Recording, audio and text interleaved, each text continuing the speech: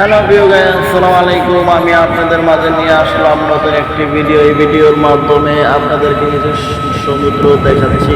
এটা হলো ঢাকাতে চাঁদপুর যাওয়ার পথেই এখানে বিশাল বড় বড় জাহাজ পাওয়া যায়। সাগর থেকে যেমন শিপমেন্টের মাল টানে ইন্ডিয়া, পাকিস্তান, বিভিন্ন দেশের মালগুলো এখানে যেমন চট্টগ্রাম বন্দরে আসে, সেই ধরনের মালগুলো ঢাকার দিকে পৌঁছানোর জন্য, বিভিন্ন জেলাতে পৌঁছানোর জন্য এই জাহাজগুলো চলাচল করে। যেই জাহাজগুলো আপনারা দেখতে পাচ্ছেন সেগুলো আমাদের ঢাকাতে চাঁদপুর যেতে পারে।